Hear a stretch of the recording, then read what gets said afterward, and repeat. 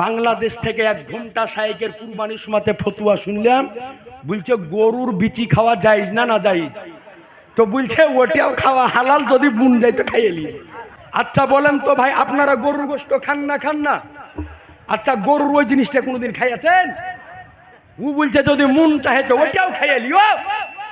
মনে হয় যে যদি আসে কি না তো আড়িয়া গরু, কালো আড়িয়া গরু ভাজি করে খাওয়া যেত।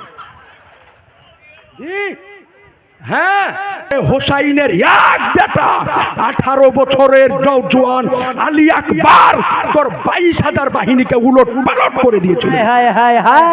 এই জন্য হোসাইনি শেরকে খেপায়ও না, যদি খেপে যায় তো বাড়িতে ঢুকার জন্য দরজা খুঁজে পাবে না।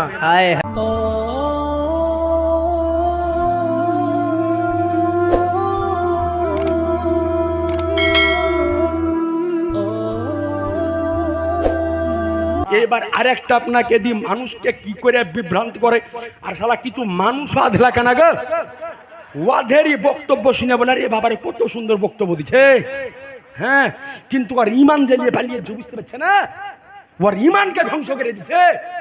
আপনি চিন্তা করেন, মানুষ একটু নিজের বিবেক দিয়ে ভাবলে তো হয় না। আচ্ছা ভাই, মাজারে জিয়ারতে যান না যান না? আচ্ছা কে কে গিয়েছেন হাত উঠান তো। সুবহানাল্লাহ, সবাই আমরা মাজার শরীফ জিয়ারতে গিয়েছি। ভালো করে উত্তর দিবেন। মমতাজুল এবং ইয়াসিন দুজনেরই একটা বক্তব্য ইউটিউব ফেসবুকে খুব ভাইরাল, দেখবেন যে বলছে যে মাজার জিয়ারত করতে সুন্নিরা যায় তো মাজারের বাইরে কিছু ভিক্ষুক থাকে না ভাই, আমরা কিছু পয়সা দিয়ে আসি, তো বলছে যদি পীর বাবার যদি কিছু দেওয়ার ক্ষমতা থাকতো তো ফকিরেরা বাইরে কেন থাকতো, করা তো পীরের কাছে চাইতো। মানে ফকিরেরা জানতে পারলো যে পীর বাবা দিতে পারে না, আল্লাহ কেউ বাহিরে রয়ে আছে, আর এই মুসলমান জানতে পারলো না যে পীর বাবা দিতে পারে না। আর কত বড় শিরক আপনাকে কি দিয়ে বোঝাবো? সারা ভারতবর্ষে যত মাজার আছে প্রত্যেক মাজারে ঢোকার সময় দেখবেন ভিখারিরা থালা নিয়ে বসে আছে, আর স্কর্পিও গাড়ি করে এসে কোটিপতি লোক, শিক্ষিত মানুষ মরা মানুষের কবরে গিয়ে মাথা সেজদা দিয়ে বলছে বাবা টাকা পয়সা দাও, ব্যবসায় খুব মন্দা চলছে। এই গরু তুমি এটা দেখতে পেলে না? যাবার সময় তো অনেক ভিখারি জীবিত মানুষের কাছে থালা পাচ্ছে, তার মানে ভিখারি জেনে গেছে ওখানে যে শুয়ে আছে ওর কাছে মাল করি নাই, এটা ভিখারি জেনে গেছে, তাই না? ভিখারি জেনে গেছে মরা মানুষের কাছে মাল করি নাই, ওই জন্য জীবিত মানুষের কাছে হাত পেতেছে। আর এ গরু এ মরা মানুষের কাছে হাত পাচ্ছে, এর থেকে গরু আর কেউ আছে? ছি ছি ছি ছি ছি ছি। আরে বোকা কি আর গাছে ধরে? হ্যাঁ, সব শিরক পারে না। আচ্ছা ভাই, এর জব টিট 48 লাগবে না লাগবে না? এই জোরে বলেন। আচ্ছা ভাই বলেন, মসজিদে জুমা যখন পড়তে যায় মসজিদের বাইরে ফকির থাকে না থাকে না? মসজিদ কার ঘর? আচ্ছা আল্লাহর দেওয়ার ক্ষমতা আছে না নাই? আচ্ছা তাইলে উজে বলল যে পীর বাবার দেওয়ার ক্ষমতা যদি থাকতো তাহলে ও পীর বাবার কাছে যাইতো বাহিরে কেন বসে? তো তাইলে এই জায়গাতে বল আল্লাহর দেওয়ার ক্ষমতা আছে না নাই? তুই আল্লাহর ঘরের ভিতরে না যায় বাহিরে কেন বসে? ওকে খাদিম জুতে দিয়া বাদ না ছিঁড়া পর্যন্ত পিটার দরকার গো। হ্যাঁ, ওকে খাদিম জুতে দিয়ে পিটার দরকার। জি, যে ও কত বড় যুক্তি দিচ্ছে। তা আল্লাহর ঘর মসজিদের ভিতরে মানুষ যায় না কেন, বাহিরে কেন বসে থাকে? আল্লাহ যাদেরকে দেওয়ার ক্ষমতা দিয়েছে ওই ক্ষমতাবান লোকগুলি আল্লাহর পক্ষ থেকে আমাদেরকে সাহায্য করবে। জোরে বলেন সুবহানাল্লাহ, আর একটু জোরে বলেন। তো এইবার আপনাদেরকে নিয়ে যাব, তাহলে বুঝতে পারলেন যে আল্লাহর ঘরের বাইরে তারা কেন বসে থাকে। কারণ হলো এটাই যে আজকে আল্লাহ পাক যেই বান্দাদেরকে দেওয়ার মতো ক্ষমতা দিয়েছে, যেই বান্দাদেরকে দেওয়ার মতো আজকে টাকা দিয়েছে, ওই বান্দাগুলি আল্লাহর পক্ষ থেকে আমাদেরকে দিবে। ওই রকম ওলি আল্লাহর মাজারের বাইরে আজকে ফকিরগণ মিসকিনগণ এই কারণে থাকে যে আল্লাহ পাক যাদেরকে দেওয়ার ক্ষমতা দিয়েছে এই ওলি আল্লাহর ওসিলাতে তারা আমাদেরকে দান করে যাবে। জোরে সুবহানাল্লাহ হবে না? হ্যাঁ গো, শাহানওয়াজ ভাই চলে গেল, মনে হচ্ছে যে ব্যাটারি চার্জলি চলে গেল নাকি? এই জোরে সুবহানাল্লাহ বলেন তো, সুবহানাল্লাহ। একটু জোরে সুবহানাল্লাহ বলেন, আর একটু জোরে। তো এই আজিজানে মুহতারাম বেরাদারানে ইসলাম, তো একটু আপনাদেরকে সামনে নিয়ে যাব। তার পূর্বে ভাই উঠাউঠি করবে না কেউ, একবার দরুদ পড়ো, আল্লাহুম্মা সাল্লি আলা সাইয়্যিদিনা। আলাইহিস সালাম। এইবার আপনাদেরকে নিয়ে যাব, একটা কথা বলে দিয়ে একটা হাদিস শরীফ আপনাকে শোনাবো। যে আমরা ঈদে মিলাদুন্নবী পালন করি, শবে বেরাত, শবে মেরাজ, শবে কদর, মুহররম, সফর, রবিউল আউয়াল সব আমরা পালন করি না, করি না?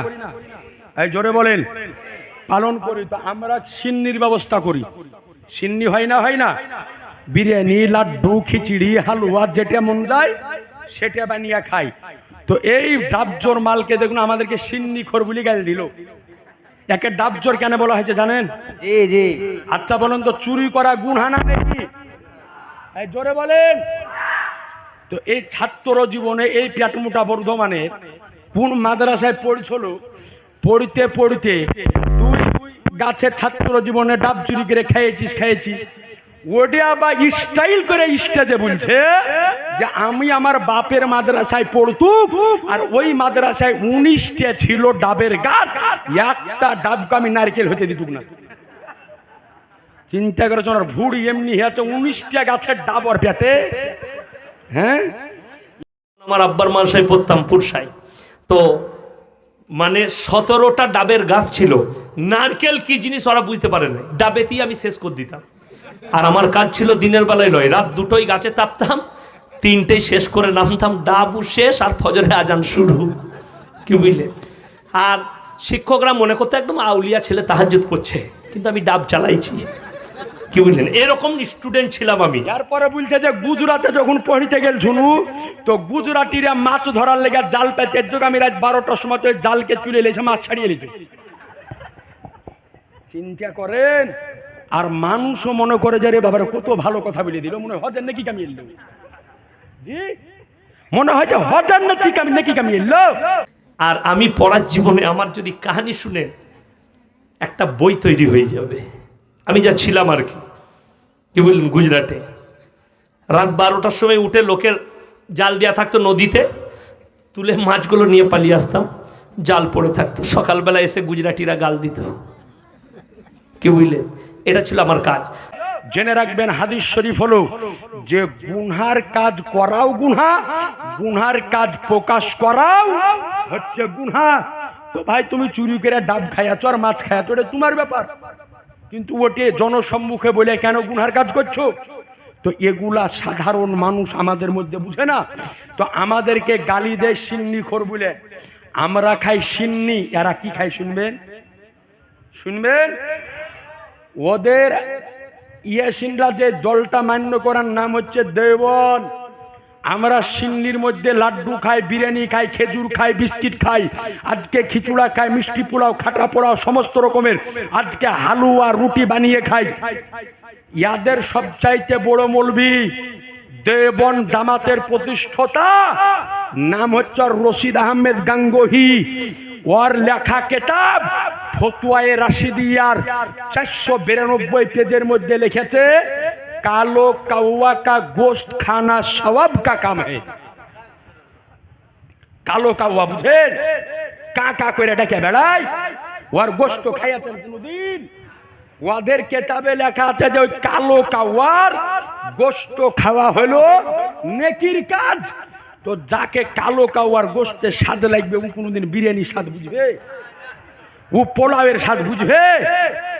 ওকে যদি কোনোদিন পারেন তো আশপাশে আইলে দুটা কালো কাউয়া ধরে জবাই করে খাওয়াইল। কত রকমের ফতুয়া গো।